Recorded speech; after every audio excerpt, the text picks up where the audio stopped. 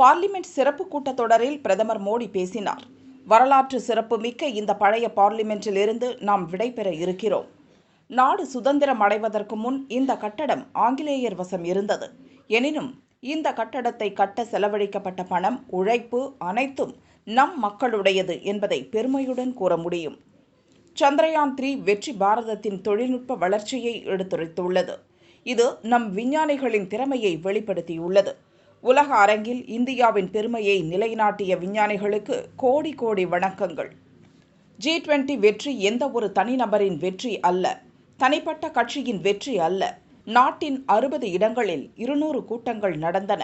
பல்வேறு மாநில அரசுகள் மகிழ்ச்சி உற்சாகத்துடன் கூட்டத்தை நடத்த ஒத்துழைப்பு வழங்கின. இது தேசத்தின் வெற்றி. இந்த கட்டடத்தில் இருந்து விடைபெறுவது அவ்வளவு எளிதல்ல. பல நினைவுகள் நம்மை சூழ்ந்துள்ளன. இனிமையான கடினமான நிகழ்வுகள் நடந்துள்ளன. பல்வேறு அனுபவங்களை தந்துள்ள இந்த கட்டடத்தை பிரியும் நேரம் வந்துள்ளது. இந்த 75 ஆண்டுகளில் நாட்டில் நடந்த பல்வேறு முக்கிய நிகழ்வுகளுக்கு இந்த கட்டடம் முக்கிய பங்காற்றியுள்ளது. நான் முதல் முறை MP-ஆகி பார்லிமெண்ட்டுக்குள் நுழைந்தபோது ஜனநாயகத்தின் கோயிலான இந்த கட்டடத்தின் வாயிற்படியில் சிரம் பதித்து வணங்கினேன். ரயில்வே பிளாட்பாரத்தில் சுற்றித் திரிந்த ஒருவனுக்கு தேசம் இத்தனை பெரிய மரியாதையை அளித்துள்ளது. இதுதான் ஜனநாயகத்தின் மகத்துவம். இந்த கௌரவத்தை நான் கனவிலும் நினைத்து பார்த்தது கிடையாது. நாட்டின் பல்வேறு பகுதிகளைச் சேர்ந்த பல மொழி பேசும், பல கலாச்சாரத்தை பின்பற்றும் உறுப்பினர்கள் இங்கு உள்ளனர். பல்வேறு இன்னல்களுக்கு நடுவிலும் MP-க்கள் சபைக்கு வந்துள்ளனர். கொரோனா காலத்திலும் தங்கள் உயிரை துச்சமென நினைத்து மக்கள் சேவைக்காக பார்லிமெண்ட் வந்தனர். நாடு சுதந்திரமடைந்த போது இந்த தேசம் ஒன்றுபட்டு இருக்குமா, ஜனநாயகம் நீடிக்குமா என பலரும் சந்தேகம் எழுப்பினர். உலக நாடுகளின் எண்ணத்தை தவிடு பொடி செய்து ஜனநாயகத்தை உயிர்ப்புடன் வைத்துள்ளது பார்லிமெண்ட். ராஜேந்திர பிரசாத் முதல் கலாம், முர்மு வரை ஜனாதிபதிகளை தேர்ந்தெடுத்தது இந்த சபை. நேரு துவங்கி வாஜ்பாய், மன்மோகன் சிங் வரை எண்ணற்ற பிரதமர்கள் இந்த சபையை வழிநடத்தியுள்ளனர். பட்டேல் முதல் அத்வானி வரை பலர் இந்த சபையில் ஜனநாயக கடமையாற்றியுள்ளனர். நேரு, சாஸ்திரி, இந்திரா ஆகிய 3 பிரதமர்கள் தங்கள் பதவி காலத்தில் உயிரிழந்தனர். சபையை வழிநடத்திய சபாநாயகர்கள் மிக சிறந்த பணியாற்றியுள்ளனர். இதுவரை 17 சபாநாயகர்கள் நம்மை வழிநடத்தியுள்ளனர். அவர்களில் 2 பெண்கள். நேரு, இந்திரா, சந்திரசேகர், வாஜ்பாய், மன்மோகன் என இதற்கு முன் பிரதமர்களாக இருந்த அனைவரையும் நினைத்து பார்க்கிறேன். நாட்டு மக்கள் நலனுக்காக எண்ணற்ற தலைவர்கள் பங்களித்துள்ளனர். பயங்கரவாதிகளிடமிருந்து MP-க்களை காக்க நம் வீரர்கள் உயிர் தியாகம் செய்தனர். அவர்களை வணங்குகிறேன். தங்கள் பெயர் கூட வெளியே தெரியாமல் பார்லிமெண்ட் நடவடிக்கைகளை மக்களுக்கு தெரியப்படுத்தும் பணியில் வாழ்வை அர்ப்பணித்த பத்திரிகையாளர்களை வணங்குகிறேன். அரசு வரும் போகும், கட்சிகள் சேரும் பிரியும், நாடு முக்கியம் என வாஜ்பாய் இதே சபையில் கூறினார். அம்பேத்கர், நேரு உள்ளிட்ட தலைவர்களின் பங்களிப்பை மறக்க முடியாது. இந்த சபை எமர்ஜென்சியும் பார்த்தது, ஜனநாயகம் மீண்டதையும் பார்த்தது. ஓட்டளிக்கும் வயது 21 இருந்து 18 குறைத்ததும் இங்குதான். அணுசக்தி சோதனைக்கான முடிவெடுக்கப்பட்டது. காஷ்மீருக்கான சிறப்பு அந்தஸ்து நீக்கப்பட்டது. நாடு முழுதும் ஒரே வரி விதிப்பு முறை அமலானது இங்குதான். 4 MP-க்கள் கொண்ட கட்சி ஆட்சி செய்தது. 100 MP-க்கள் கொண்ட கட்சி எதிர்க்கட்சி இருக்கையில் அமர்ந்தது. 1 ஓட்டு வித்தியாசத்தில் வாஜ்பாய் அரசு கவிழ்ந்தது. இவை அனைத்தும் ஜனநாயகத்தின் அம்சம். புதிய மாநிலங்கள் பிரிக்கப்பட்டதற்கான முடிவுகள் இங்குதான் எடுக்கப்பட்டன.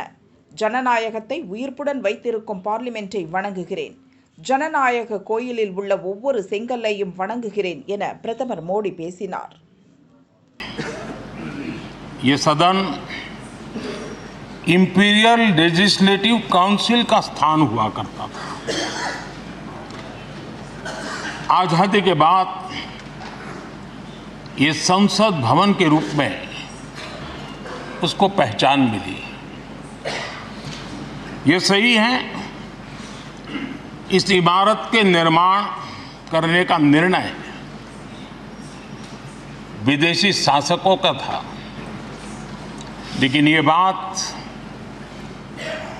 हम न कभी भूल सकते हैं और हम गर्व से कह सकते हैं कि इस भवन के निर्माण में पसीना मेरे देशवासियों का लगा था, परिश्रम मेरे देशवासियों का लगा था और पैसे भी मेरे देश के लोगों के। चंद्रयान-3 की सफलता न सिर्फ पूरा भारत, पूरा देश अभिभूत है और इसमें भारत के सामर्थ्य का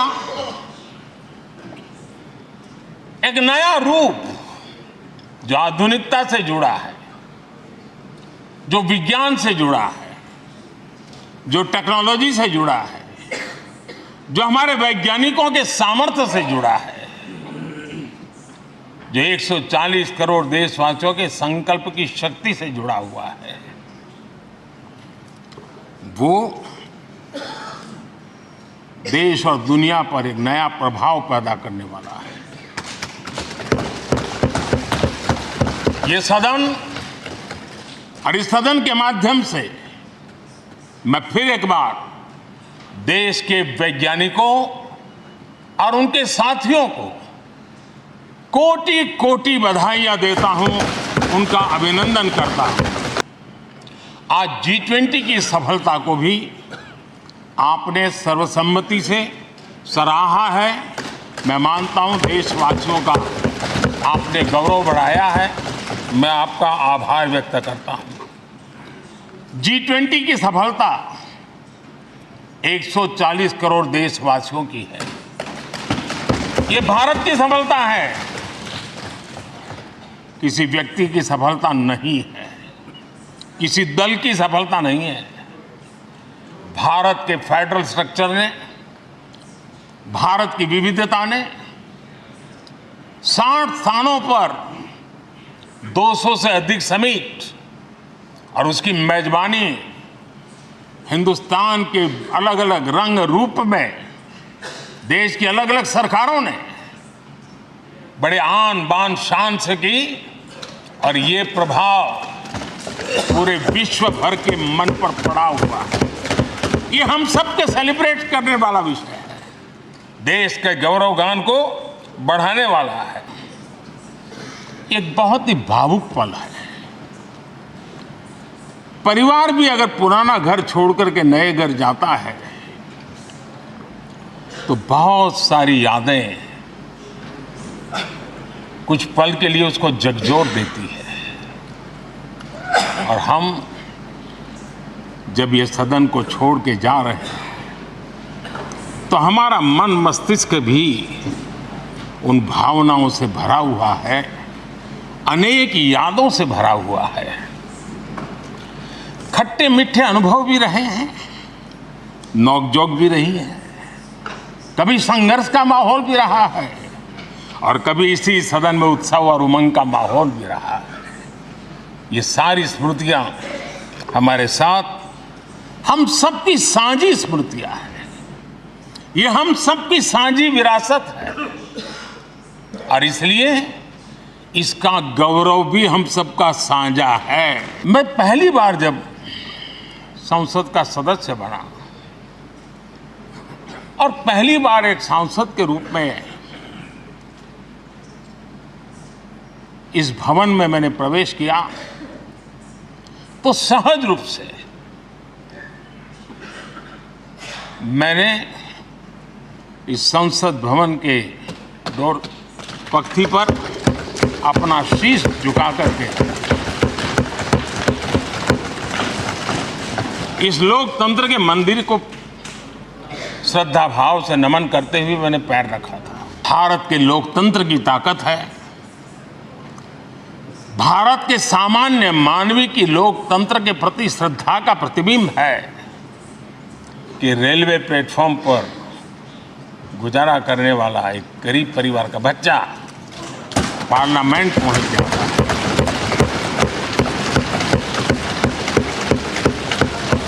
मैंने कभी कल्पना तक नहीं की कि देश मुझे इतना सम्मान देगा, इतना आशीर्वाद देगा, इतना प्यार देगा। सोचा नहीं था अध्यक्ष जी। अनेक भाषाएं हैं, अनेक बोलियां, अनेक पहरवेश हैं, अनेक खान पान है, सदन के अंदर सब कुछ है। और समाज के सभी तबके के लोग, चाहे वो सामाजिक रचना के हो, चाहे आर्थिक रचना के हो, चाहे गांव या शहर के हो, एक प्रकार से पूर्ण रूप से समावेशी वातावरण सदन में पूरी ताकत के साथ जन सामान्य की इच्छा आकांक्षाओं को प्रकट करता रहा है। दलित हो, पीड़ित हो, आदिवासी हो, पिछड़े हो, महिलाएं हो, हर एक का धीरे धीरे धीरे योगदान बढ़ता चला गया है। हमने कई बार देखा है कि अनेक संकटों के बावजूद भी, अनेक असुविधाओं के बावजूद भी सांसद सदन में आए हैं और उन्होंने शारीरिक पीड़ा भी असह्य हो तो भी सदन में एक सांसद के रूप में, जनप्रतिनिधि के रूप में अपना कर्तव्य निभाया है। ऐसी अनेक घटनाएं आज हमारे सामने हैं। गंभीर गंभीर बीमारियों के बावजूद भी कोई व्हीलचेयर में आना पड़ा, किसी को डॉक्टरों को बाहर खड़े रख करके अंदर आना पड़ता, लेकिन सभी सांसदों ने कभी न कभी इस प्रकार से अपनी भूमिका निभाई। कोरोना काल हमारे सामने उदाहरण है। हर परिवार में रहता था कहीं बाहर जाए तो मौत को बुलावा न दे दे, उसके बावजूद भी हमारे माननीय सांसद दोनों सदन में कोरोना काल के इस संकट की घड़ी में भी सदन में आए, अपना कर्तव्य निभाया। बहुत बड़े बड़े विद्वान लोगों ने बहुत आशंकाएं व्यक्त की थी, पता नहीं देश का क्या होगा, चल पाएगा कि नहीं चल पाएगा, एक रहेगा कि बिखर जाएगा, लोकतंत्र बना रहेगा नहीं, 50। लेकिन इस देश की संसद की ताकत है कि पूरे विश्व को गलत सिद्ध कर दिया और ये राष्ट्र पूरे सामर्थ्य के साथ आगे बढ़ता रहा।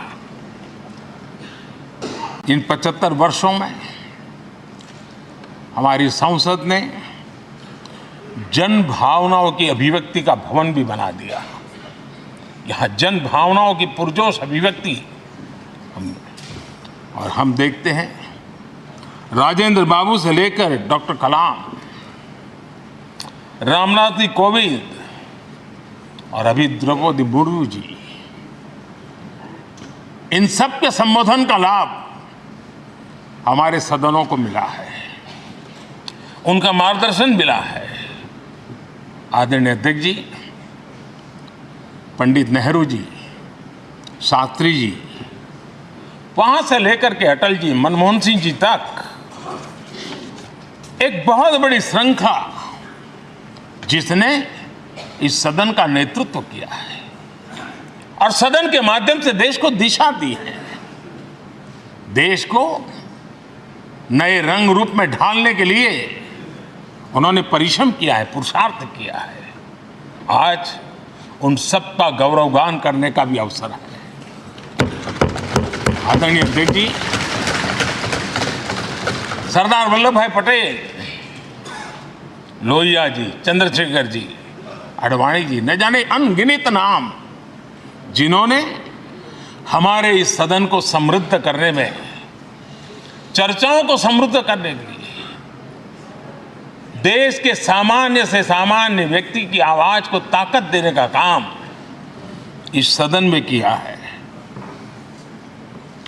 विश्व के भी अनेक राष्ट्राध्यक्षों ने हमारे इन सदनों को संबोधित करने का भी अवसर आए हैं और उनकी बातों में भी भारत के लोकतंत्र के प्रति आदर का भाव व्यक्त हुआ है। आदरणीय अध्यक्ष जी, उमंग उत्साह के पल के बीच भी कभी सदन की आंख से आंसू भी बहे। लोकतंत्र का ये सदन आतंकी हमला हुआ, पूरे विश्व में यह आतंकी हमला एक इमारत पर नहीं था, ये मदर ऑफ डेमोक्रेसी एक प्रकार से हमारी जीवात्मा पर यह हमला था। ये देश उस घटना को कभी भूल नहीं सकता है, लेकिन आतंकियों से लड़ते लड़ते सदन को बचाने के लिए और हर सदस्य को बचाने के लिए जिन्होंने अपने सीने पर गोलियां झेली, आज मैं उनको भी नमन करता हूं। हमारे बीच नहीं है, लेकिन उन्होंने बहुत बड़ी रक्षा की है। आदरणीय अध्यक्ष जी, जब आज हम इस सदन को छोड़ रहे हैं, तब मैं उन पत्रकार मित्रों को भी याद करना चाहता हूं जिन्होंने जीवन में, कुछ लोग तो ऐसे हैं जिन्होंने पूरा जीवन अपने कार्यकाल में संसद के काम को ही उन्होंने रिपोर्ट किया है। एक प्रकार से वो जीवंत साक्षी रहे हैं। उन्होंने यहाँ की पल पल की जानकारी देश तक पहुंचाई, और तब तो ये सारा टेक्नोलॉजी अवेलेबल नहीं थी। तब वही लोग थे जो यहाँ की बात पहुंचाते थे, और उनका सामर्थ्य था वो अंदर की भी पहुंचाते थे और अंदर की भी पहुंचाते थे।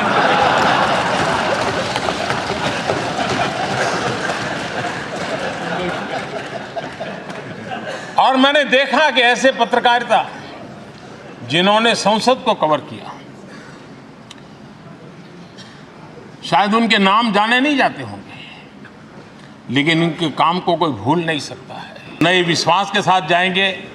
मैं फिर एक बार, आज पूरा दिवस आपने इन पुरानी स्मृतियों को ताज़ा करने के लिए दिया, एक अच्छे वातावरण में सबको याद करने का मौका दिया। इसके लिए मैं आप सब का, आपका हृदय से आभार व्यक्त करता हूं, और मैं सभी सदस्यों से आग्रह करूंगा कि अपने जीवन के ऐसे मधुर यादों को यहां हम जरूर व्यक्त करें, ताकि देश तक पहुंचे कि सचमुच में ये हमारा सदन, ये हमारे जनप्रतिनिधियों की गतिविधि सच्चे अर्थ में देश को समर्पित हैं, इसका भाव लोगों के तक पहुंचे। इसी एक अपेक्षा के साथ मैं फिर एक बार इस धरती को प्रणाम करता हूं, इस सदन को प्रणाम करता हूं, भारत के मंदिरों से बनी हुई हर एक दीवार के हर एक ईंटे को प्रणाम करता हूं, और पिछले 75 साल में भारत के लोकतंत्र को नया सामर्थ्य शक्ति देने वाले हर गुंज को, उस नाद ब्रह्म को नमन करते हुए मेरी वाणी को विराम कर देता हूं। बहुत बहुत धन्यवाद।